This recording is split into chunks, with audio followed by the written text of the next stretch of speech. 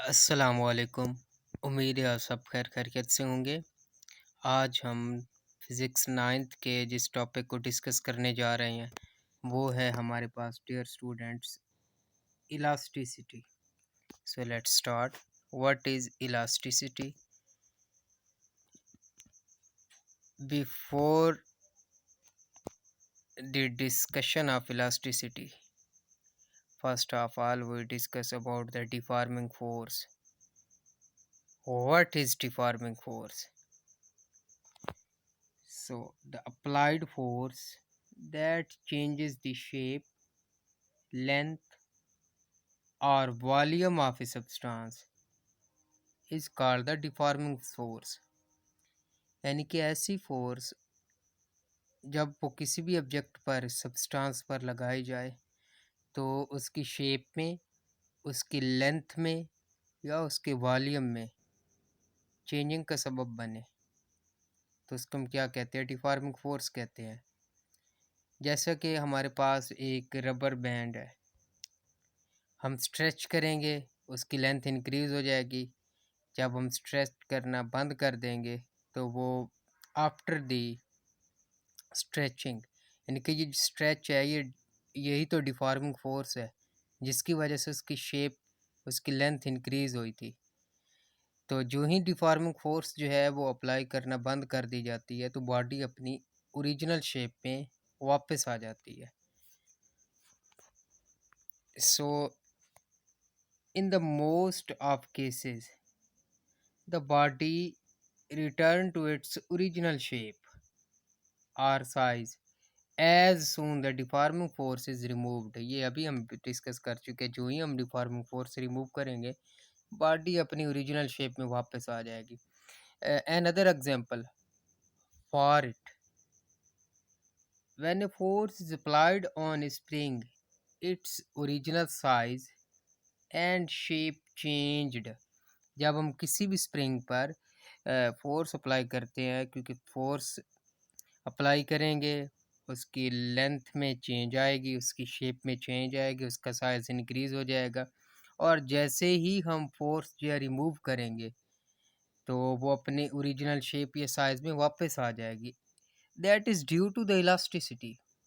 यही तो इलास्टिसिटी कहलाती है। इलास्टिसिटी की अब हम डेफिनेशन करते हैं। The property of a body to restore to its original size and shape as the deforming force cease to act। यानी कि जैसे ही हम deforming force cease to act means sorry जैसे ही हम डिफॉर्मिंग फोर्स जो है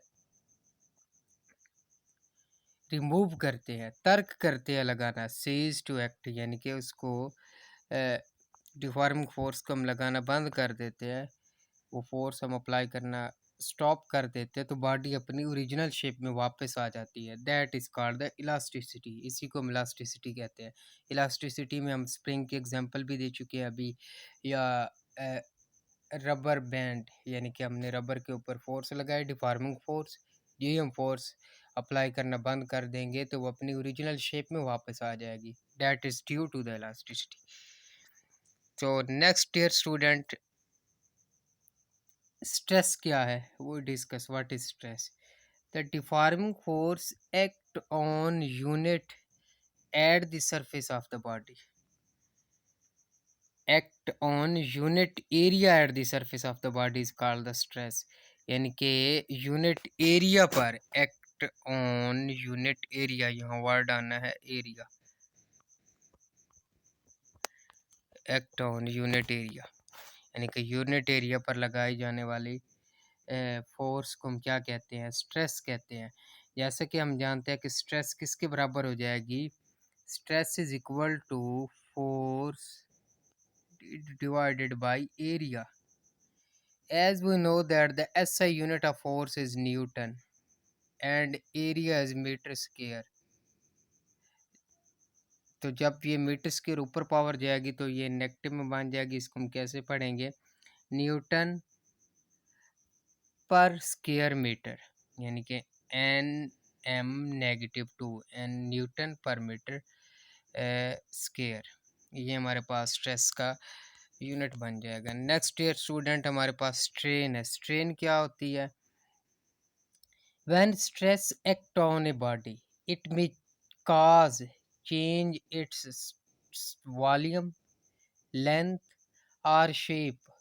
जब भी हम स्ट्रेस अप्लाई करते हैं किसी भी ऑब्जेक्ट पर, तो इसकी वजह से बॉडी के लेंथ में, वॉल्यूम में, शेप में चेंज आती है। And A comparison of such a change caused by the stress with the original length, यानी कि जब हम कंपैरिजन करते हैं ओरिजिनल लेंथ के साथ ऑब्जेक्ट के ऊपर, जब हम स्ट्रेस अप्लाई करते हैं, उसकी लेंथ में, वॉल्यूम में, शेप पे जो चेंज आती है, उसका हम कंपैरिजन करते हैं with the original length, volume और shape, such is called the strain. अब strain की in other word we can say that a change caused by the stress with the original length, volume और shape is called the strain. इसको हम क्या कहते हैं? strain कहते हैं। so next हम बताते हैं कि strain के बाद नेक्स्ट, क्योंकि हमने अभी आपको बताया कि स्ट्रेस की वजह से किस किस में चेंजिंग आ सकती है। अगर ऑब्जेक्ट की सिर्फ लेंथ में चेंज आएगी तो उस स्ट्रेन को हम क्या कह देंगे? टेंसाइल स्ट्रेन कह देंगे। अगर ऑब्जेक्ट की सिर्फ लेंथ में चेंजिंग आएगी तो उसको हम क्या कहेंगे? टेंसाइल स्ट्रेन कह देंगे। So next we define the what is tensile strain.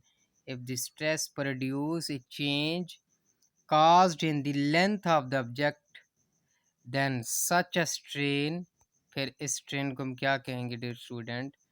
Tensile strain कहेंगे। If strain, if stress produce a change caused in the length of the object, यानी कि अगर ऑब्जेक्ट की सिर्फ लेंथ में ही स्ट्रेस जो है चेंज का सबब बन रही है, तो then the such strain is called the tensile strain. इस स्ट्रेन को हम क्या कहेंगे? टेंसाइल स्ट्रेन कहेंगे, यानी कि change in length divided by original length, that is called the strain. As we know that strain has no unit, but why? That is because it is the simply ratio between two similar quantities. जैसे अभी हमने बताया कि change in length divided by original length, length का change in length का unit भी metre होगा, original length का यूनिट भी मीटर होगा। मीटर मीटर से क्रॉस हो जाएगा, कट जाएगा, अब क्या होगा? No unit.